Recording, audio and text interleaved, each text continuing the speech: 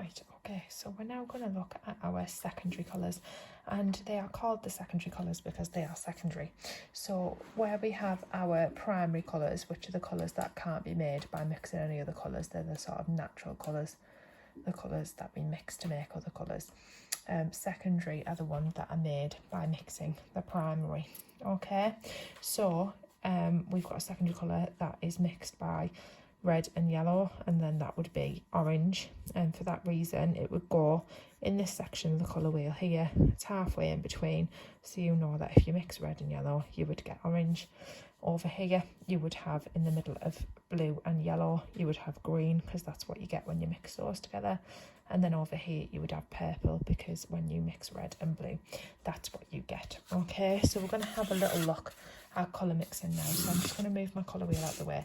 Now you can mix these directly on your desk. Your desk is actually made for this, so it can be wiped clean, whereas I'm working on a paper background, so I can't mix on there. So what I'm doing just off screen is I'm just dipping my brush in my water pot, and I'm just getting a little bit of water to start off with, and then I'm going to get a load of my yellow colour. So I'm giving it a good hard scrub, and then I'm just popping it in that watery section. To be fair, I might even add a little bit more water just to make sure it's going to be mixable. Then I'm going to take some of my red and I'm going to mix that together, and I'm sort of looking for a medium colour orange. Now we've started with the yellow and added red to it, because if you'd have done it vice versa, you would find that you have to then end up adding more yellow than you would usually to make a change, because red is the stronger colour than yellow. So we always say start with the lightest tones first and add the red to it, because if you start with the red and then you add the yellow, it's just a really longer way of doing it and it doesn't really work as effectively. Okay, so now I've got like my medium orange colour. What I'm going to do is I'm going to paint in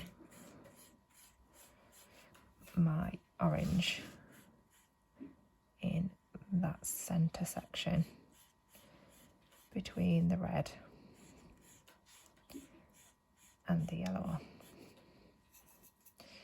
Now, rather than doing all of the secondary colours in one video, what we're going to do is we're just going to deal with the oranges in this video, and then in the next video we'll go on to the greens, and then we'll go on to the purples. So I'm still doing the same thing as I was doing in my primaries. I've just got water and I've just made that colour lighter towards the edge and kept it stronger towards the middle. Okay, now the reason we are just going to deal with the oranges in this is because we're going to deal with something that now is called tertiary colours, or intermediates. Sometimes they've got a different name. So what I'm going to do is I'm going to split this orange colour that we've got in half. In one half over here, I'm going to add more yellow into my orange to create the colour that goes in this section over here, because these are called the tertiary intermediate colours, and these are made by mixing a secondary and a primary. So here I would get a sort of yellow orange or a light orange, and here I would sort of get a burnt dark reddy orange. Okay, so I've split that colour in half. I'm going to add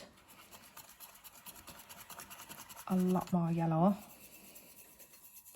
to that half, and you can see straight away how that colour changes.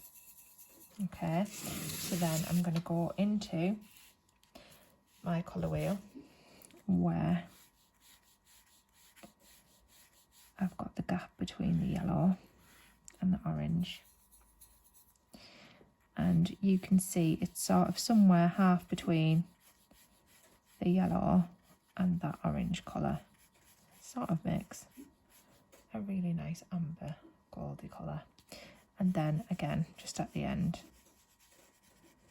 I'm going to water out to make it lighter.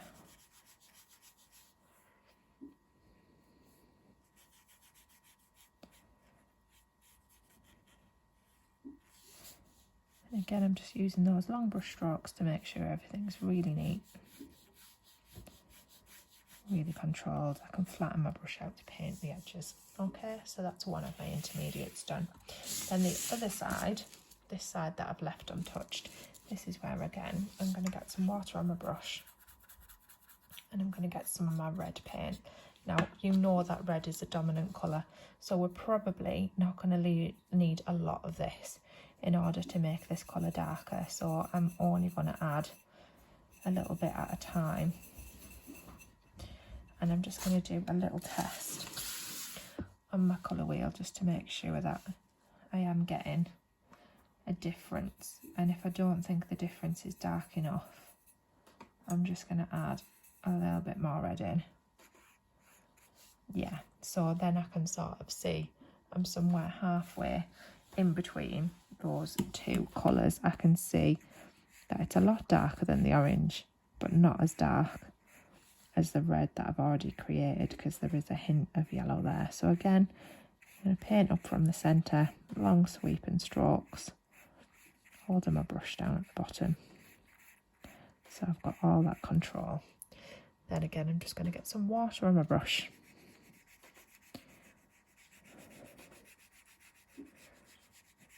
And the reason I keep on telling you to wipe the brush off on the edge of your water pot is so that you don't flood it. Because if you put too much water on, you'll flood your page and the colours will just all spludge and go everywhere. So you must wipe off the excess water once you've dipped your water into the pot on the edge. Otherwise, you'll end up ruining your work. Okay. So I think I've got quite a good sort of example going there. I'm just going to use a little bit of clean water again, just to fade that out at the end. Okay, and then that is your red to yellow secondary and tertiary colours. Okay, so I'm going to give you a little bit of time to finish off with yours, and then we're going to have a look at our greens.